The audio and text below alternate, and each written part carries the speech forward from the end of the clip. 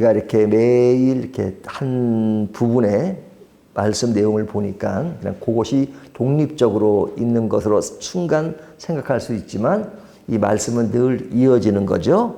이어진다는 것은 전 본문이 있고 또 내일 본문이 있다는 거죠. 그래서 성경은 이렇게 문맥상 흘러갑니다. 그래서 이 문맥을 무시하면 우리가 자기 중심적으로 성경을 이해할 수 있죠. 그래서 성경을 제대로 보는 것은 성경의 문맥을 따라 이해하는 겁니다. 그래서 항상 우리가 이 본문을 독립적으로 보지만 앞에 본문을 이어가는 것이 굉장히 중요하죠.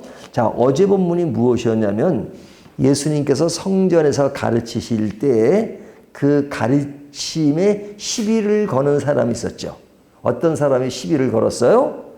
대제사장들과 그리고 장로들이 지금 시비를 걸었죠. 그래서 예수님이 무슨 권위로 성전에서 말씀을 전하느냐 하는 그것에 대해서 도전하고 시비를 걸었습니다. 자, 그렇게 하는 그들에게, 그러니까 그 대상이 누구냐면 대제사장과 장로들.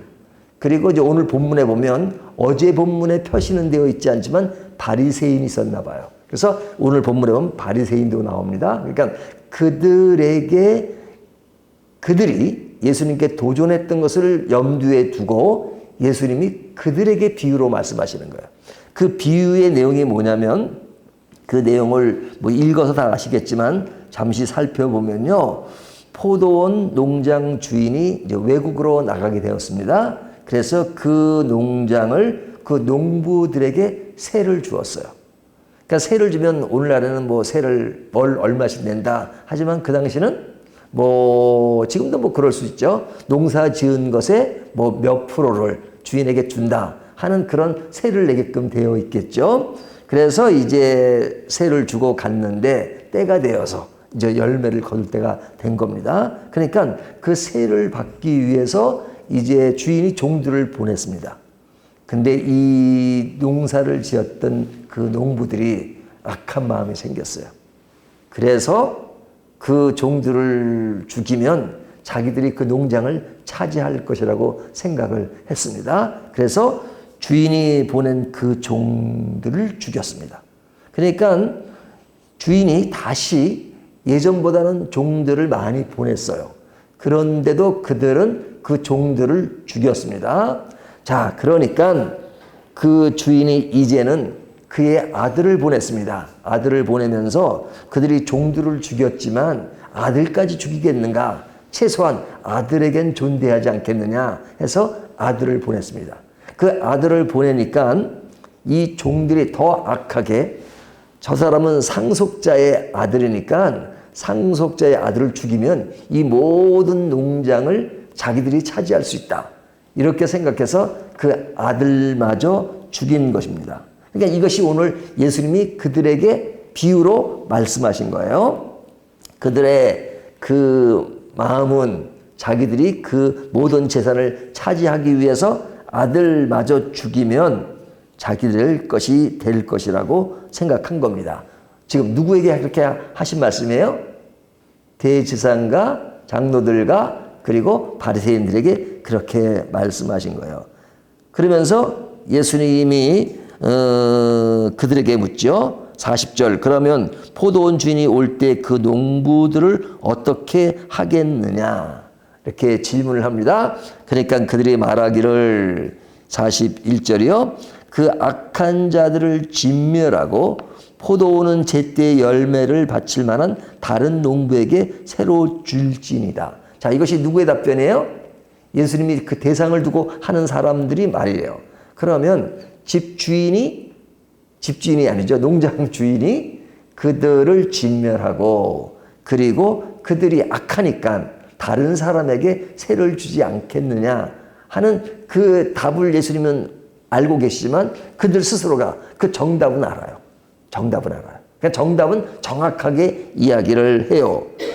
그러니까 예수님이 이제 그 말에 대한 비유에 대한 이제 그 의미를 이야기하십니다. 그 이야기가 뭐냐면 이것도 또 비유로 말씀하시는데 그 구약에 인용된 말씀을 가지고 비유로 말씀하시는 거예요. 근데 그 뭐냐면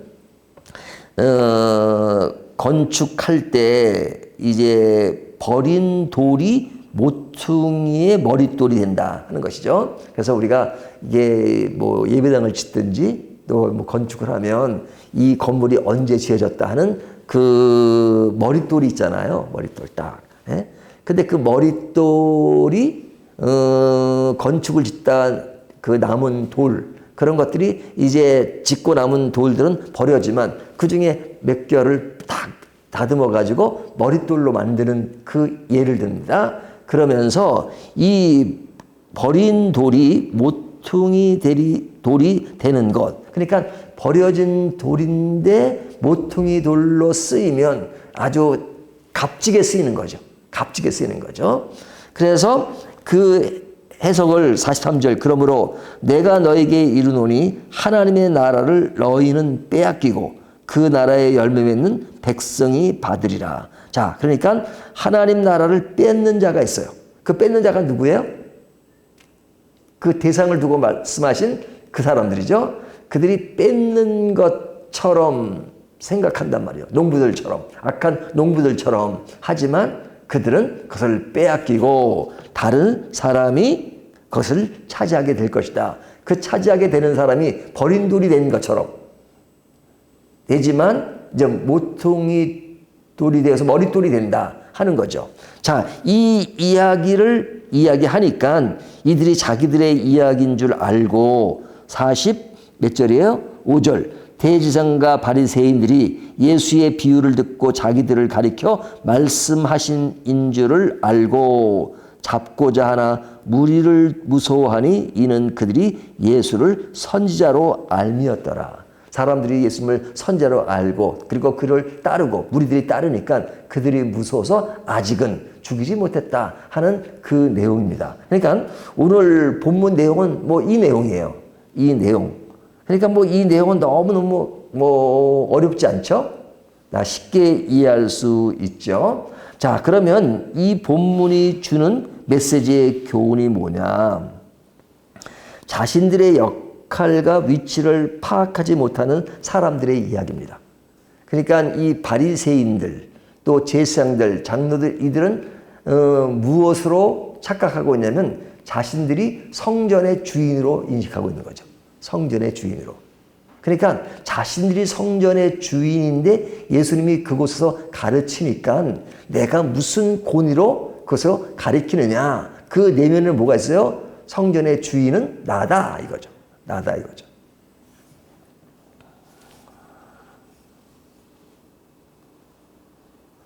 그래서 자신들이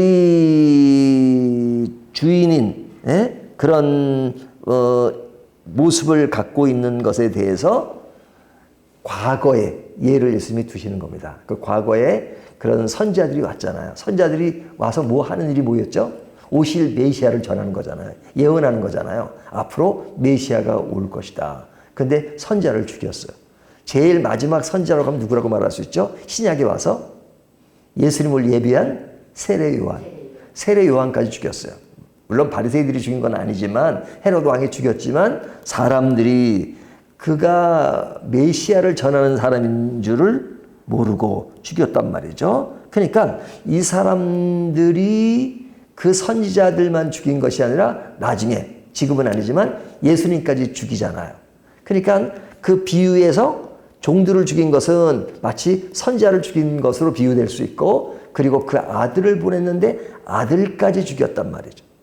그러니까 메시아를 죽인 그런 것을 비유로 말씀하십니다. 자, 그렇게 죽으시는 예수님은 힘이 없어 보이죠. 그렇잖아요?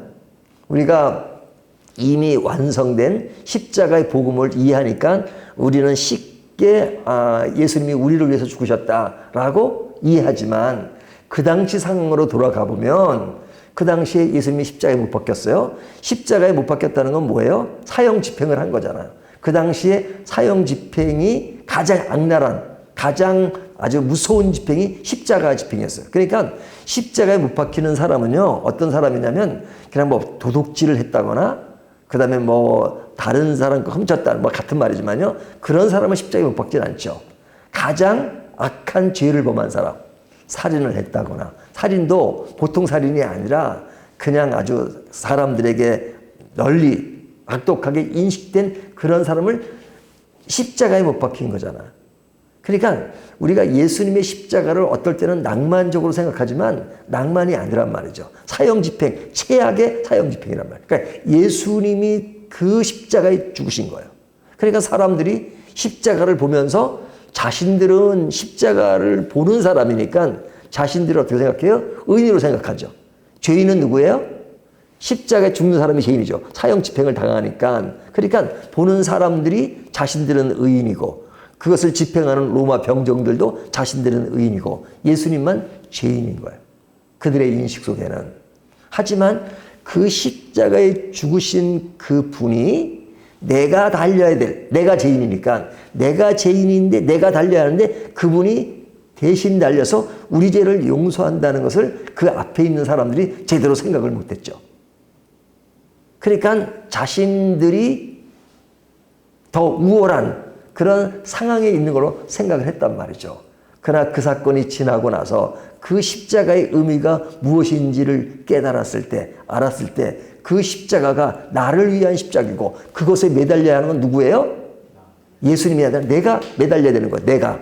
그러니까 내가 매달려야 될 것을 예수님이 매달리신 거예요. 그래서 예수님이 이 생 오실 때부터 나는 어린 양이다 이렇게 말씀하시죠. 어린 양은 뭐예요? 제사 드릴 때 제물이잖아요. 그러니까 나는 제물로 왔다. 누구를 위해서? For me. 나를 위해서.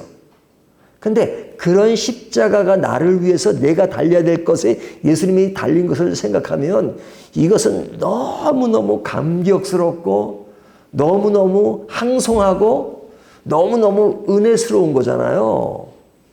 근데 그걸 모른단 말이죠.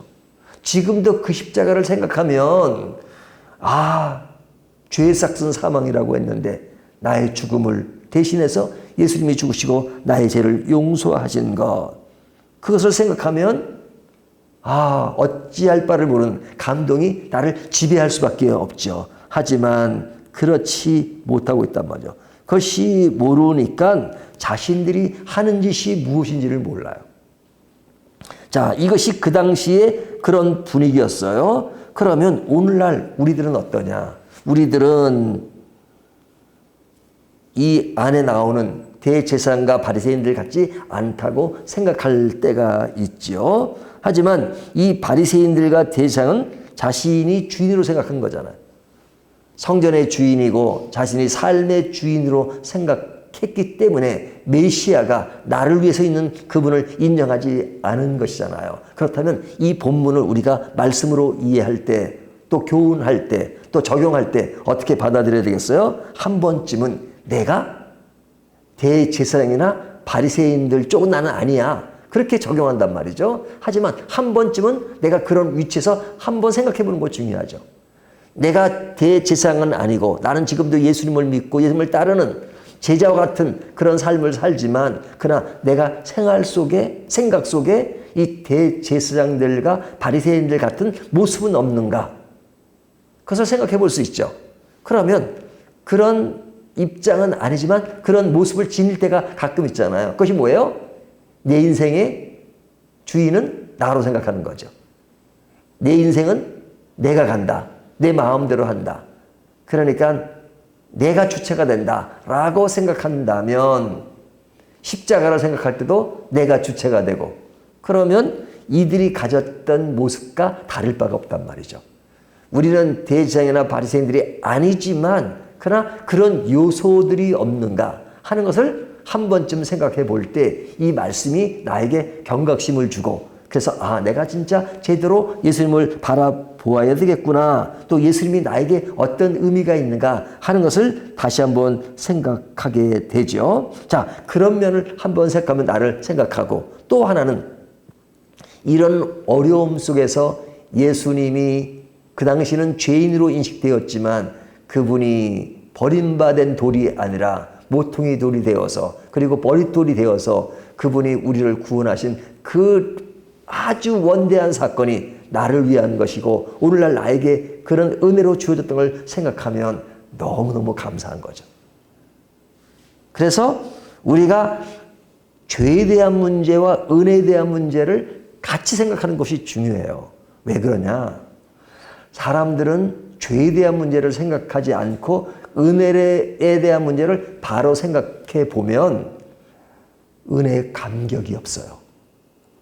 내가 죄에 대한 고민도 하고 죄의 삭은 사망이라는 생각도 하고 죄가 얼마나 무서운 것이라는 것을 생각하고 그 결과가 죽음이라는 생각을 하면 와 엄청나게 무섭고 심판이 무서운 것이잖아요. 그런데 그런 그 심판을 우리가 감당하게 하지 않고 예수님이 오셔서 우리의 죄를 대속하시고 우리를 구원하시는 것을 생각하면 그 은혜가 너무 큰 것이잖아요. 그냥 죄의 문제를 깊이 생각하는 사람이 은혜의 가치를 생각한단 말이죠. 근데 교회에 왔는데 죄에 대한 문제는 얘기 하지 않고 은혜에 대한 문제로 바로 접어드니까 죄에 대한 고민도 해보지 않고 죄에 대한 어려움, 죄에 대한 결과도 생각해 보지 않고 바로 은혜로 구원 얻었다 그러니까 그 은혜가 얼마나 귀한지를 모른단 말이죠. 우리가 돈도 그렇잖아요. 고생을 많이 하고 힘들게 번 돈은 그 돈의 가치를 알잖아요. 하지만 그냥 부모가 그냥 돈 딱 주니까 그렇게 많은 돈이 있음에도 불구하고 그 돈이 귀한 줄을 모르는 경우가 있잖아요. 하나님이 우리에게 은혜를 주신 정도는 그냥 조금 주신 게 아니라 모든 걸 다 주신 거예요. All of them. 다 주셨어요. 그러니까 귀한 줄을 몰라요. 하지만 하나님의 은혜로 주신 것은 내가 완전히 망가지고 죽어야 되는 나를 완전히 구원하시고 새로운 생명으로 만들어주시고 새로운 피조물이 되어서 나를 진짜 가치 있는 하나님의 자녀로 삼아줬다는 걸 생각하면 은혜의 감격은 너무너무 큰 것이죠. 오늘 이 말씀을 생각하면서 그 은혜의 감격을 생각하는 것이 중요하죠. 이 대제사장과 바리새인들이 진짜 바보스러운 것은 뭐냐? 자기들이 하는 일이 무엇인지를 몰라요. 그래서 예수님이 비유로 말씀하시는 거예요. 그러니까 아니 주인이 그 포도원을 맡겨서 일하도록 하고 그리고 충분히 먹고 살도록 만들어 주신 것이 얼마나 감사해요. 근데 그냥 그걸 다 차지하겠다고 그 종이 보낸 종들을 다 죽여 그 아들까지 죽이는 그 오륜을 범한 것, 이것이 얼마나 안타까운 일입니까? 우리는 순간순간 그러한 모습이 있지 않는가 하는 것을 다시 한번 생각해 보면서 그 정도에 머무는 것이 아니라 그런 나를 구원하기 위해서 하나님의 아들 독생자 예수를 보내셨다는 것을 다시 한번 생각하면서 구원의 감격과 구원의 기쁨을 다시 한번 느끼는 저와 여러분이 되시기를 주님의 이름으로 축원합니다.